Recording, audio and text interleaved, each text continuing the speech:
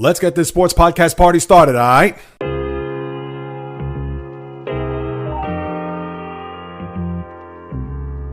The J Reels Podcast. What is happening, Michael people? Greetings. How are you? How's it going? How's everybody doing out there? What is the latest and greatest? Hope everybody's doing well, feeling fantastic, in excellent spirits. We're getting there, people. Still in the muck of this sports dead zone, I'll have a few tidbits to share as we approach the Ides of March, as this is the J Reels Podcast with your host, J Reels. For my first timers, welcome aboard. And for those who've been banging with me going back to the very beginning, somewhere in the middle, or even as early as this past Monday, I welcome you guys and gals back. And yes, we're still going through it. Once we get to a week from this coming Sunday, 10 more days where it will be St. Patrick's Day, but it will also be Selection Sunday. And we could start to look at the tournament. We could get that much closer to baseball. And right at this very moment, am I grasping for straws when it comes to what's happening in sports? Not necessarily, but who knows how long this may be. It could be 40 minutes, it could be 50. But we'll crank one out to close out another week here. And I have to start off with the association. Now that there's a lot going on there, can we talk about the Celtics the other day? I'll spare that for later on. With that brutal loss in Cleveland, without Donovan Mitchell having a 22-point lead, and I'm about to unpack that. But what's happened here over the last 72 hours is that there's been a ton of injuries in the NBA, and some that could actually impact teams that are looking to get themselves set for a postseason where we're still more than a month away before the season concludes. Some teams have 18 games, anywhere between 18 to 20 left, depending on who you are. But for the Lakers, do I have to start there? I get it. LeBron's dealing with this ankle injury. He left the game, went into the locker room in a loss last night.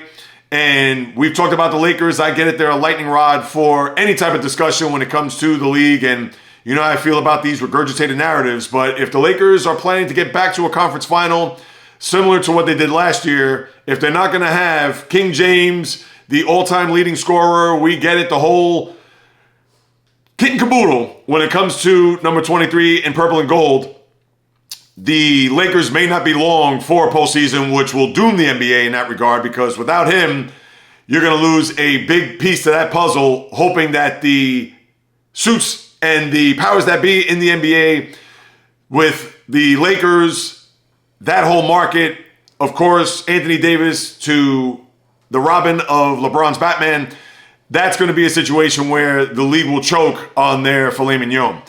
But for other teams that are also hurting at this very moment, Karl Anthony Towns, the top seeded as of right now, tied with the Oklahoma City Thunder.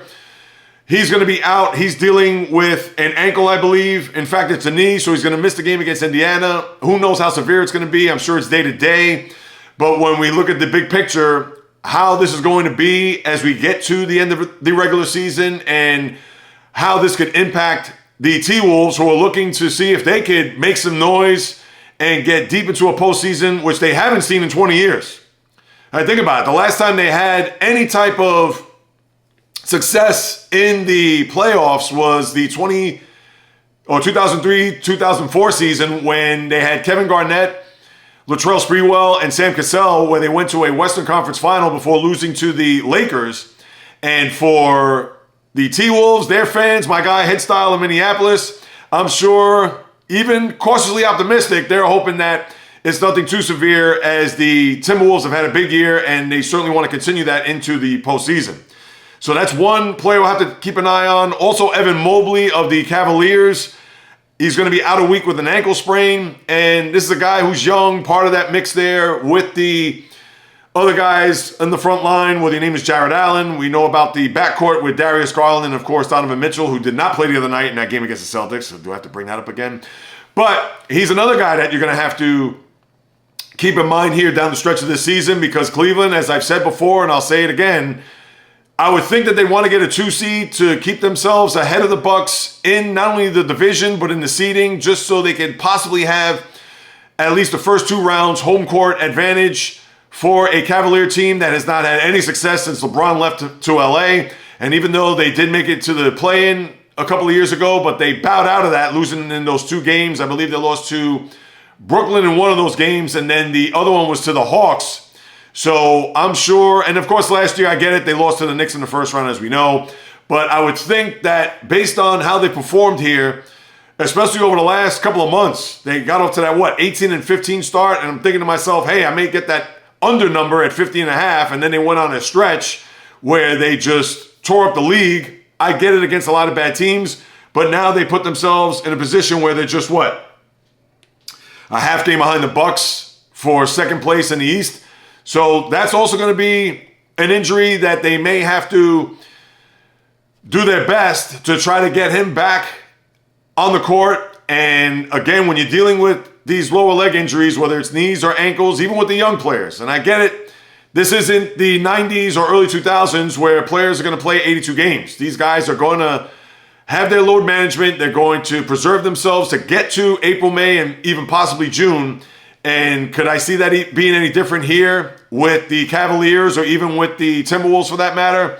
Chances are probably not, because they're looking at the big picture as opposed to trying to get what's happening in the short term, even with the Cavaliers trying to look for a 2 seed to get those first 2 series with the home court.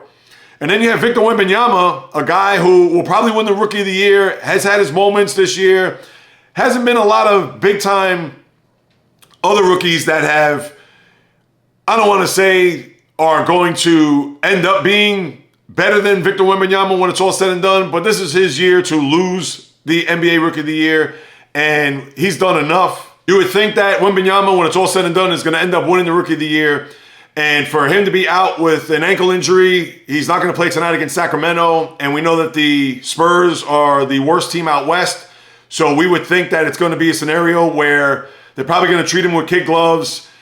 I think the experience is going to help him. Why put him on the shelf when he's going to these visiting arenas? I'm sure that the audience is going to want to see this guy. And I get it. He still has his whole NBA career ahead of him. But you wonder if Greg Popovich is going to put him on ice or is going to, considering that they're already going nowhere and he is the main attraction to that team, will he put him on the shelf for the rest of the year? Maybe a little bit too early to say, but that's one thing with Popovich. He is the godfather of load management, and who knows if the injury could be severe or could be serious for that matter. Is it a situation where he may think I'm not going to risk this kid's future by having this nagging injury, which could blow up to be more than what it is?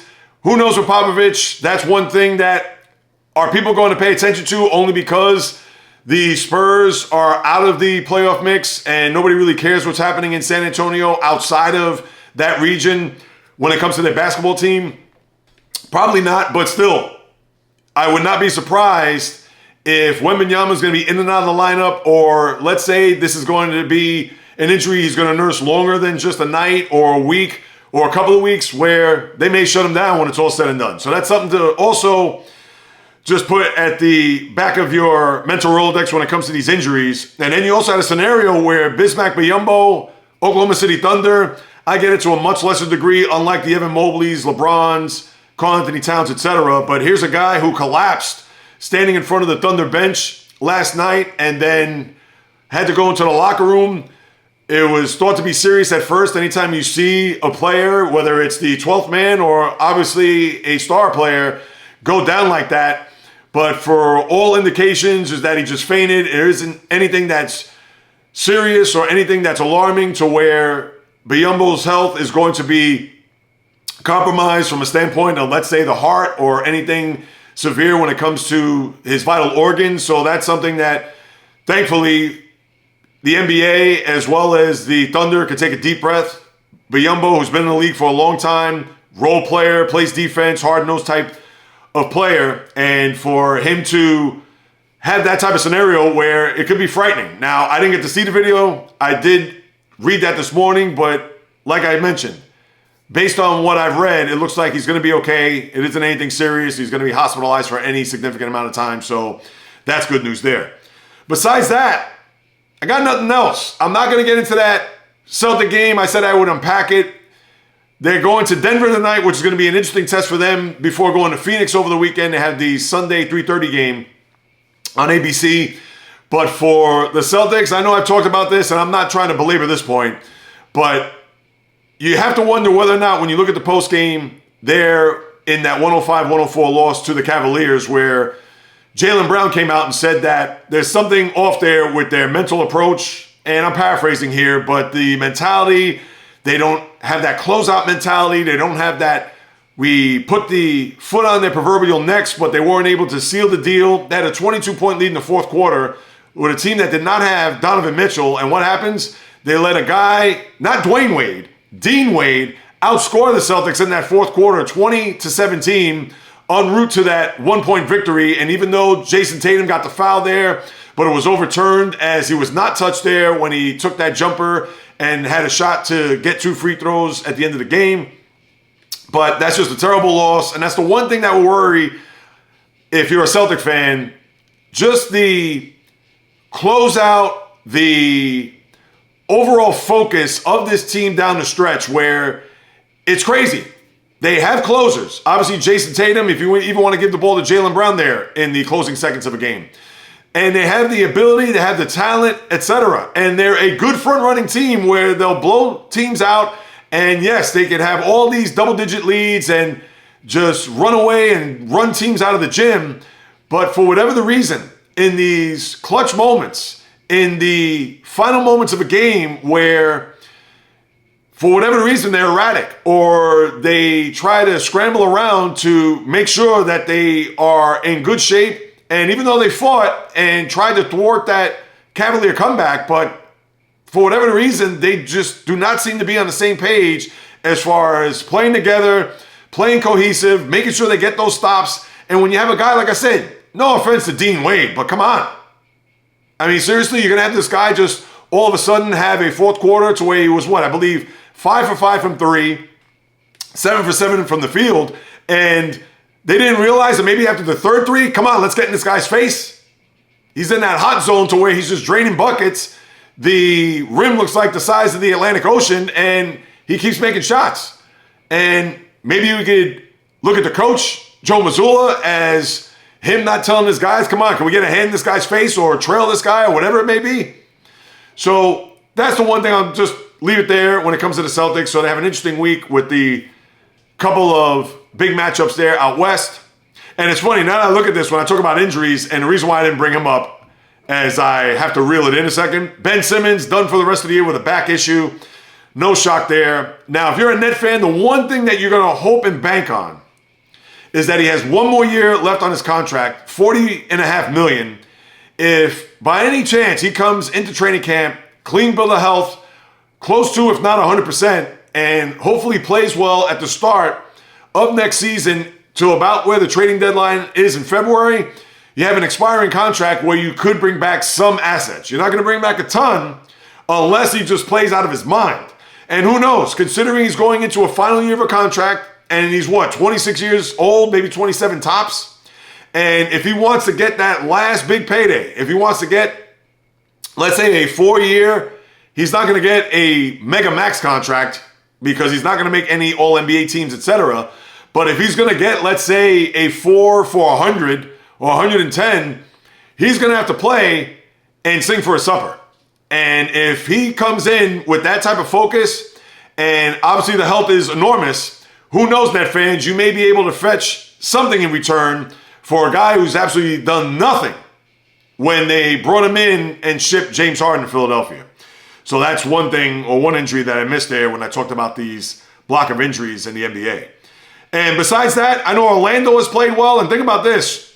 A week ago, Orlando was 8th in the Eastern Conference. Where do they stack now? They're currently 4th. So if the season ended today, New York, the Knicks that is, would go to Orlando in the first round and would have home court advantage. And they were 8th, where they would have to go to Miami to play the first play-in game if the season ended a week ago. But as we know, the season doesn't end until the middle of April. So good job by the Magic as they creep up the standings in the Eastern Conference and see where they will land when it's all said and done.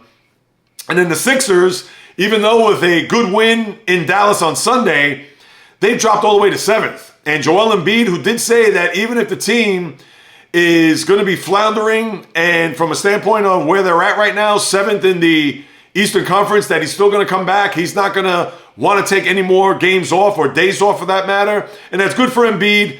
I'm sure that he has a lot of incentive to get back out there, maybe for an MVP. I believe he's missed, I know there's that 17-game threshold where you have to play at least 65 games, and if he's thinking about an MVP, who knows, maybe he's going to want to try to squeeze that in if he hasn't fallen under that 65-game limit in order to get any postseason awards, especially when it comes to All-NBA or MVP as he won last year. So that is one where we'll take a look at with the Sixers, who have really fallen off the face of the earth. And when you don't have your best player, of course, that's going to be the case. Other than that, the rest of the conference is the same. And then when we look out west, we talked about Minnesota with Karl Anthony Towns tied with the Thunder, same record, and the Nuggets are just a game back. And the rest of the conference is the same as we saw the other day. Clippers, New Orleans, Phoenix, who got back in the win column there. Sacramento, Dallas, Golden State, and then the Lakers round out your top 10. Utah is 5.5 back, so you can forget about it. The West is pretty much a wrap. Same with the East. So you're not going to have a lot of drama down the stretch of the season. And even with the Hawks, that they beat the Knicks there the other night at the Garden, and we know the Knicks have been hurting, and then the Hawks even won last night after staying in New York for almost a week.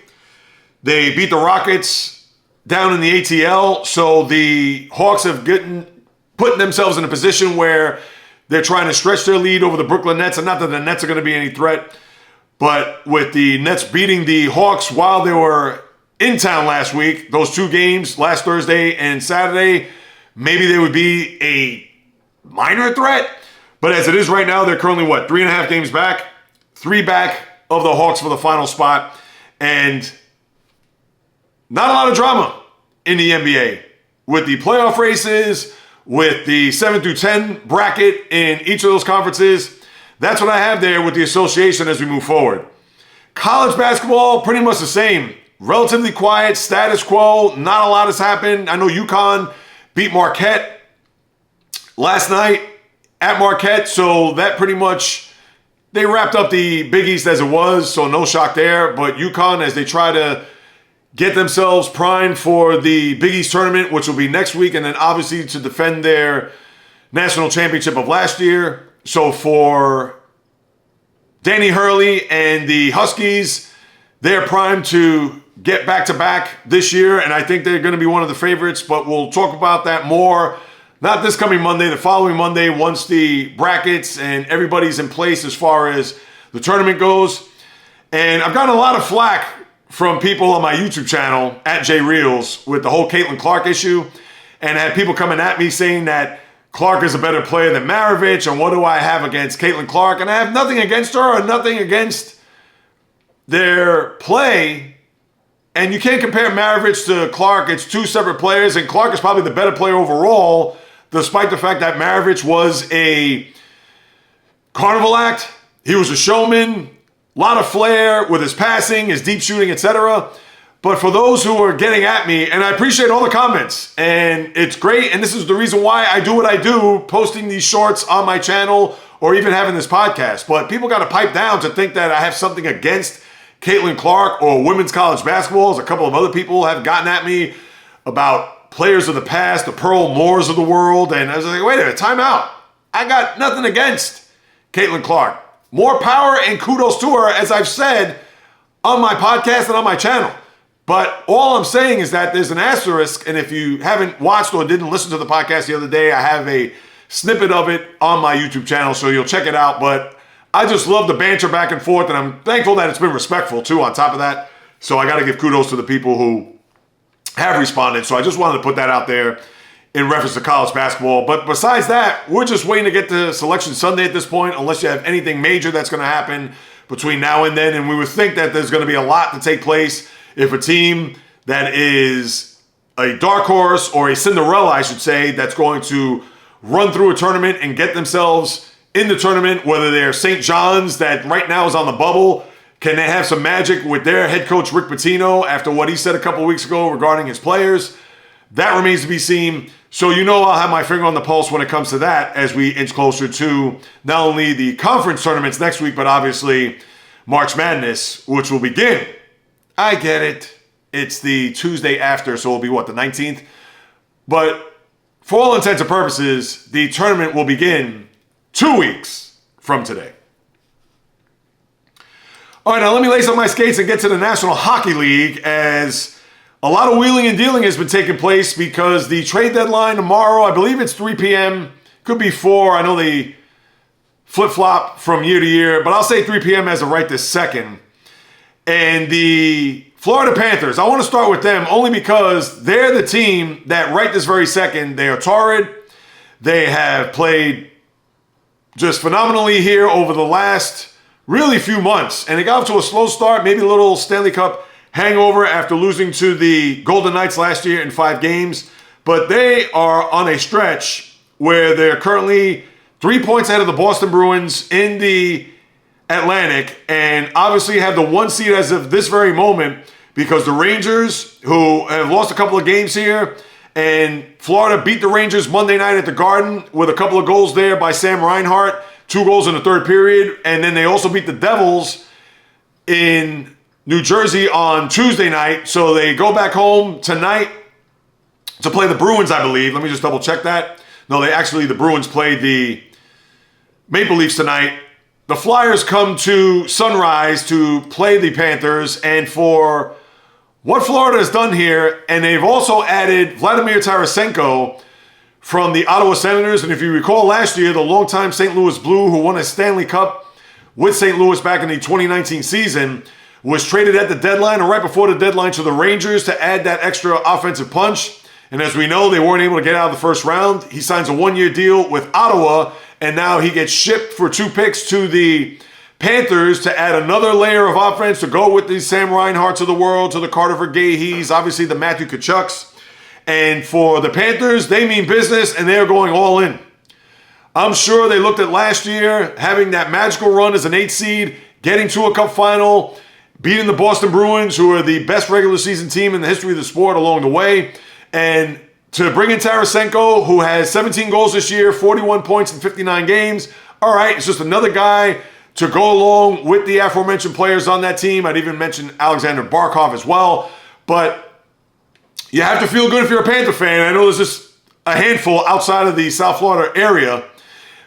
And they are going, like I said, mean business, going all in, and they're going to be a big-time threat here come April. Now, watch this be a situation similar to 2 years ago where I believe they were maybe it was Colorado, but and I got to look that up, the team with the best record 2 years ago in the sport, or had the most points, I believe was the Florida Panthers, and we know that they lost in the second round of the Stanley Cup playoffs to the Tampa Bay Lightning. So you have to wonder whether or not, is this team peaking right now at this very moment? Most wins, most points in the sport, and they have 19 games to go. Now, they've been on a roll here. They have won 6 in a row, 9 of 10, and their streak even goes deeper than that.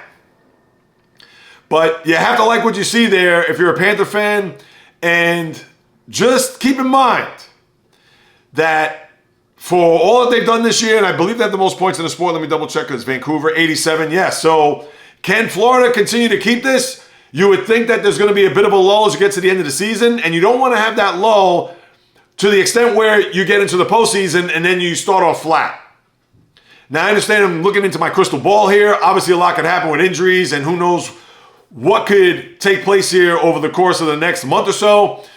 But if you're a hockey fan or even just a sports fan and you follow teams that have gotten off to with a slow starts and now they're getting toward the finish line of a season where they've just been red hot, can they peter out to a point where they have to now start the engine again? And I get it. If you're a professional hockey player or just an athlete, and if you can't get up for big games or the playoffs or whatever, then you're in the wrong profession. But sometimes when teams have these type of runs in a regular season, especially as you get into March and maybe even into April, and then the flame kind of flickers a little bit, or maybe it goes out altogether. And the most recent point, you could talk about the Panthers 2 years ago, although they won a round, all right, fine, but the Bruins of last year. And I get it, it was a historic year for them, and they had a 3-1 series lead, and they split the bit. So, not to make this a cautionary tale for the Panthers or thinking that this is all going to fizzle out when it's all said and done, but they are playing great, and you have to give them a lot of kudos because they have really turned on the Jets here to show that they're a team that is looking to get back to a Stanley Cup final and winning one for the first time in their franchise's history. So we'll certainly pay attention to that. As far as the other trades that have been made, especially with the big teams, I know the Avalanche have made quite a few trades here to see if they can get back and win a cup final as they did 2 years ago.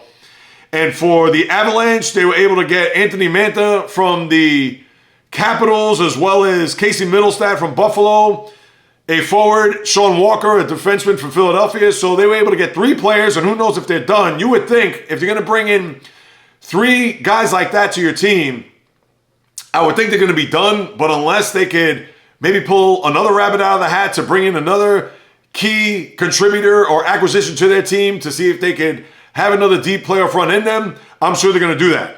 Then you also had the Edmonton Oilers make a big move with the Anaheim Mighty Ducks, bringing in Adam Henrique as well as Sam Carrick, 2 guys that know their way, especially Henrique, who went to a cup final many years ago with the Devils.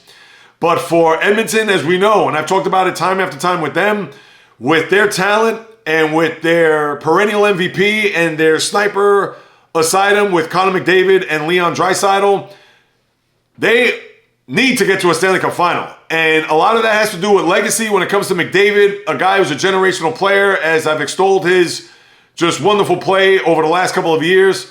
But good for them to get those type of guys, and who knows if they're going to be done making trades, so we'll keep an eye on that. The Rangers also picked up Alex Wenberg from Seattle, which will make up for the loss of Philip Hedl, who was done early on this season, and then just recently, within the last few weeks, Blake Wheeler, as they're both going to be out and not suit up for the Rangers the rest of the year. So Wenberg is a guy who's going to replace both of those guys and see what he could do, as Seattle had their own playoff run last year as they got to a Game 7 in a conference semifinal. I understand that's not a big thing when it's all said and done, but at least Wenberg knows his way around the playoffs, as detailed by what the Kraken did last spring. And then you also have the Golden Knights themselves looking to defend their Stanley Cup championship, bringing in Noah Hannafin, a guy who is a very good defenseman, and for Vegas, who has slipped here a little bit over the last couple of weeks with Vancouver and even Edmonton zooming past them in the Pacific Division, bringing him into the mix, who is a unrestricted free agent at the end of the year. But let's see if they could catch lightning in a bottle. A guy who was drafted by Carolina, started his career there before being traded to Calgary, and a guy that could certainly bolster their back line.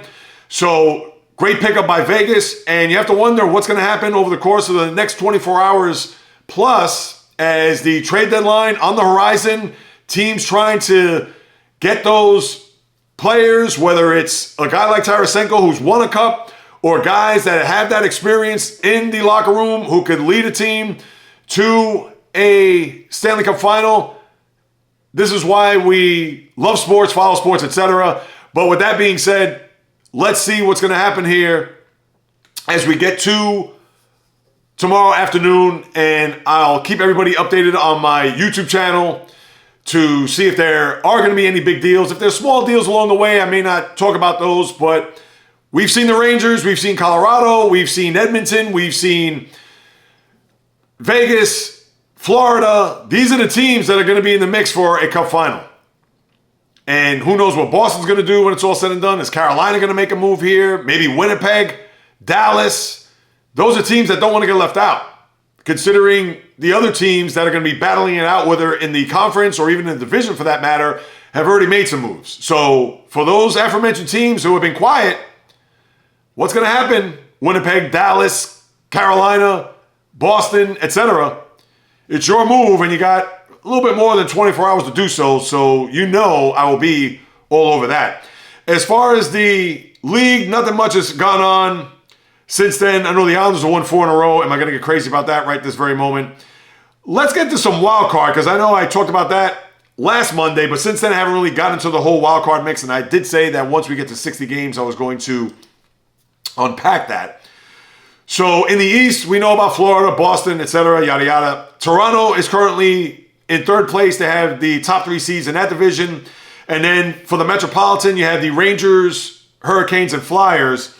Now, the Islanders, they are 4 points behind the Flyers for the third spot in the Metropolitan. So you want to keep that in mind.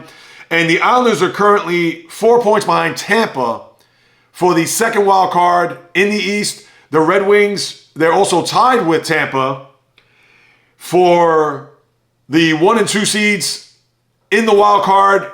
And with the Islanders 4 points behind, Washington 7 points behind. And I'll even throw Pittsburgh and Jersey because they are 8 points behind. Am I going to talk about Buffalo, 9 points? I guess we can go down the list. But we would think that with Washington, Pittsburgh, New Jersey, that will be the final line of defense when it comes to the teams on the outside looking in. And the Islanders are trying to make a little bit of a run here. Let's see what they're going to do. Are they going to make any trades? I doubt it.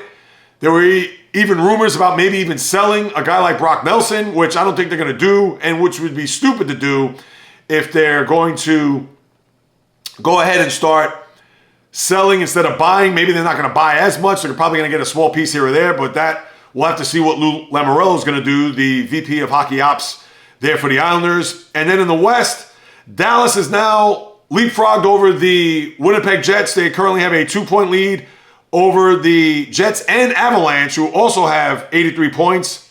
Then you have in the Pacific, Vancouver, 9-point lead over Edmonton, and then follow that by LA, who is 5 points behind the Oilers in the Pacific. Vegas currently has the top wildcard spot, also tied with the Nashville Predators at 73 points. And then there is some separation there where St. Louis, Seattle, 6 points behind them, both with 67 points. And then you have Calgary, 65. You want to go Minnesota, 64. And after that, it's a big drop off because then you have Arizona, San Jose, and Chicago, which they are already out to sea. And which one of these teams are they going to make some deals? Now, Calgary, of course, they traded Noah Hannafin. And even though they are currently, 8 points behind the final playoff spot, do they have a run in them? Probably not. Maybe the Blues, who are in town, they lost to the Islanders there on Tuesday night. They play the Devils tonight before the Rangers on Saturday. So let's see if they're going to have any type of run in them to inch closer to the wild card spots there in the West. But that pretty much wraps up your NHL.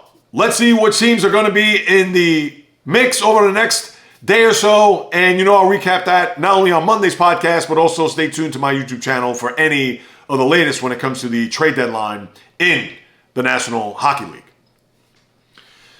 Now let me turn my attention. Do I do baseball or football? What the hell? Let's get in the batter's box because baseball now is 3 weeks from today, raising the curtain for the 2024 MLB season. Looking forward to it.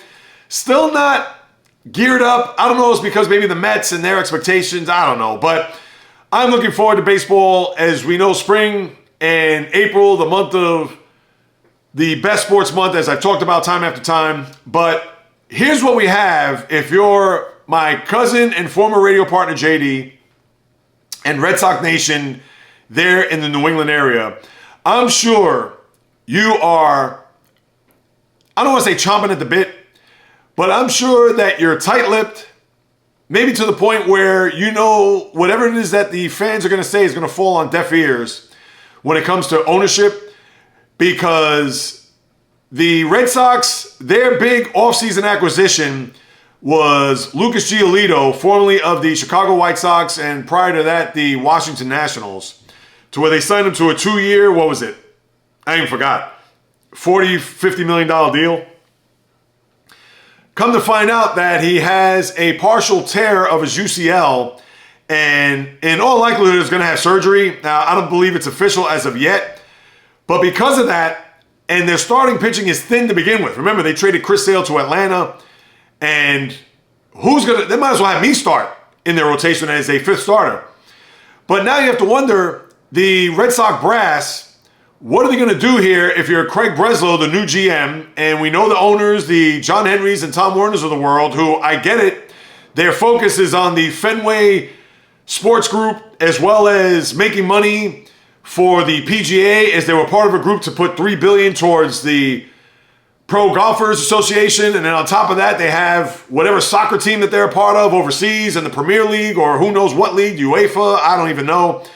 But you would think that even with the 4 championships in their back pocket this century, and even winning one as early as 6 years ago. Now, 6 years might as well be an eternity, even with the success of the Red Sox here in the 21st century.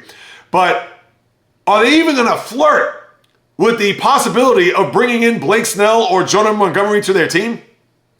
And for Scott Boras, who I got on his case the other day, I get it. He could talk about, oh, I have 4 or 5 teams that have called in on my clients. All right, well, we don't care if you have 20 teams calling in on your clients. Just get a deal signed because it's already March the 7th and none of these guys are in camp. But I'll put that aside for the moment because this is about the Red Sox ownership. And I understand that Craig Breslow, his hands are tied here because he's going to do what the ownership is going to tell him to do. And even if Breslow says, hey, maybe we can get one of these guys on a 2-year deal, opt out after 1 year, etc., just to at least show our fan base that we have a pulse, that we want to at least attempt to win, even in a loaded division with the Orioles, the Yankees, Blue Jays, etc. And you have to wonder, what has gone on with this ownership group here over the last few years where they let Mookie Betts, well, they traded him. And funny enough, Alex Verdugo, he gets traded to the Yankees. And not to say that Verdugo was a big-time player. We know he's a useful player. But they pretty much had to forcefully from the fans, had to sign Rafael Devers. And I'm sure if they could get out of that contract yesterday, they would. But this organization for so long and having the success over the last 20 some odd years, or really now 20 years when you think back to 2004, this is going to be the 20th anniversary of that Red Sox team that finally broke the curse of the Bambino. But now it's almost as if this team is in purgatory. But it's because it's self-inflicted. They're not looking to bring in big contracts. They're not looking to bring in big-time players. They're not looking to do this. Now watch, as I say this, they'll sign Snell to a 2-year deal the minute I press the stop button on my recorder here. What is happening? What is going on up there? And I'm sure there are a ton of other Red Sox fans, including my beloved cousin JD, that are wondering and thinking the same thing. So who knows? We'll see what's going to happen there. There hasn't been any indication that these guys are going to sign, and that Snell and Montgomery, those 2 guys with anybody, despite the fact of what Scott Boras says. So we'll wait and see on that. And if you're the Yankees, I know you got to be sick of Carlos Rodon. Speaking of bad contracts, 6 years, $162 million. He didn't start until July. He had an ERA almost 7 last year. And here it is. Yesterday, he gets bombed, bookended by 2 home runs. First pitch of the game, I believe it was Yandy Diaz, takes him deep to right center and then closes his outing with another home run. And the nerve of manager Aaron Boone, when asked how he felt about Rodon's appearance there yesterday, he said, well, other than the first pitch and the last batter he faced, I thought he pitched pretty well. Seriously, Aaron Boone? You were fooling no one with those comments. You're certainly not fooling the Yankee fan. In fact, you're actually insulting their intelligence, but they've had to deal with this over the last few years because we know Aaron Boone, he's going to break out the pom-poms for his players, and I understand he's not going to throw them under the bus. I get it.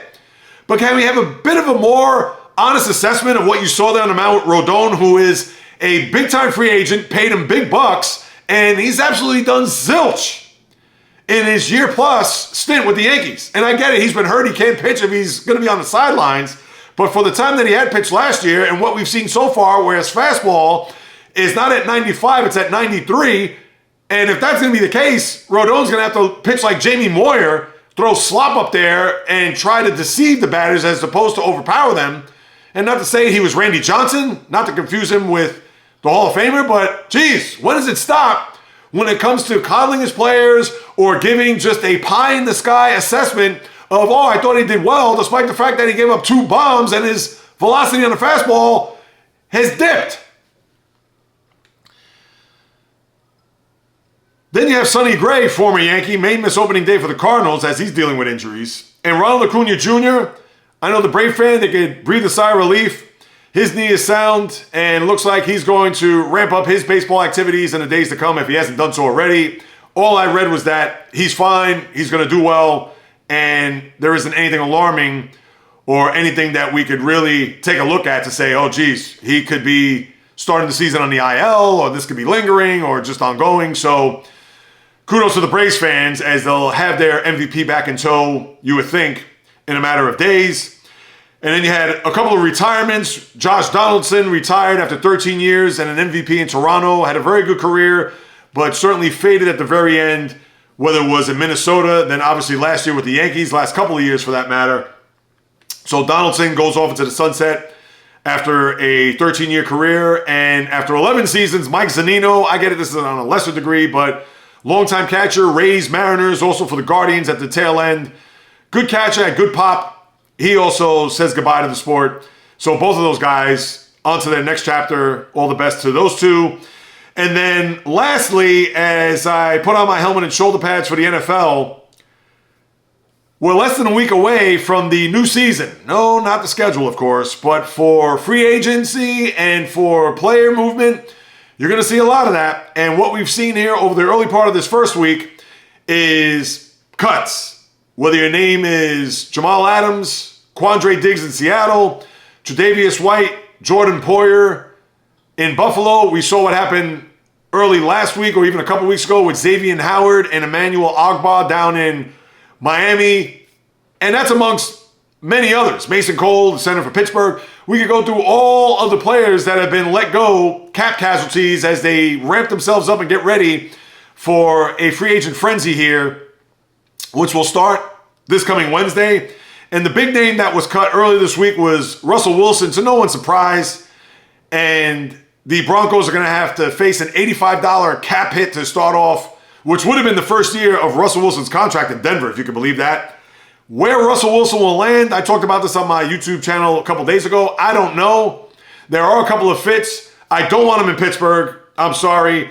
What we saw in his last year in Seattle and these 2 years in the Mile City, and I get it, the first year Nathaniel Hackett, maybe you throw that aside, but with Sean Payton and the offensive mastermind that he is, and he had a better year under Payton than he had under Hackett, but he is 35. He's not getting any better. His scrambling isn't as good as it once was, dating back to his halcyon days in the Pacific Northwest with the Seahawks. So I would stay away. If I'm the Steelers, maybe he could go to Atlanta, which would be a big boost for them considering they have pieces in place there with that offense. That would be a fit for him. Other places, who knows? Atlanta is the first team that comes to mind.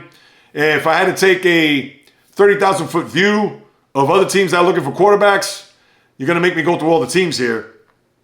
But right now, I can't say that there is a team that he could really go to. And he's not going to go to Carolina. He's not going to go to New Orleans with Derek Carr there. He may go to Tampa. I believe Baker Mayfield is a free agent, even though I know that the Buccaneer front office, as they brought back Mike Evans, I'm sure maybe they'll try to work out a deal to bring Mayfield back. Who knows? Atlanta's the first team that comes to mind. And let's see where Russell Wilson's going to go on the next stop of his NFL journey. You also had Jason Kelce, no shock there, a tearful goodbye as he retires from the Philadelphia Eagles, 13 seasons, I believe 6 all-NFL, first-team, all-pros, which that's going to get him into the Hall of Fame on roller skates. And Kelce, we understand the career he had and toward the end there, making it to a Super Bowl last year. Obviously, the successful podcast that he has with his brother Travis, and now I'm sure he's going to concentrate on that full-time. And the NFL loses a big player. And I get it that Kelce in Philadelphia, he's going to be well received and revered down in the city of brotherly love. But for the NFL fan outside of southeastern Pennsylvania, who has gotten a chance to see Kelce on a big stage and perform at a high level, and then now just this past year, saying goodbye and seeing him in the luxury suite with his shirt off, drinking beer, Taylor Swift, etc. He's going to be much more of a personality now, you would think, and good for him. All the credit, all the kudos on a great career. I'm sure he's going to end up wearing a gold jacket when it's all said and done. So congratulations to you, my guy. Just a great player for so many years. And you would think when his time is up 5 years from now, the Hall of Fame will come calling. And as we get into next week, let's see what's going to happen here with the free agency. I couldn't tell you right now. I'm not really in football mode. I'll pick that up more so next week, especially once we get to next Thursday, because with free agency and that window opening, it's going to be just wall-to-wall acquisitions, and I'm sure you may get a trade or two along the way, so that will have to wait and see. But yes, the NFL curtain, when it comes to transactions, I should say, and transitions for that matter, acquisitions, trades, more so signings than anything, will be coming down the pike as the NFL fan. I'm sure they're going to be salivating and waiting to see who's going to be new destination, new addresses as we get the NFL season ratcheted up. Now, 7 weeks away from the NFL draft, and I know everybody's going to be anticipating for that. And then one last thing. Can I just throw this in here? And I guess I have to only because it has made some news and it's been on my radar. But Jake Paul, and I've talked about him sparingly in the past. I read that on July 20th, he is going to fight Mike Tyson in an exhibition which is going to be streamed on Netflix. July 20th at Jerry's World, AT&T Stadium, Arlington, Texas. And I read that this morning. How do I feel about that? I really don't know.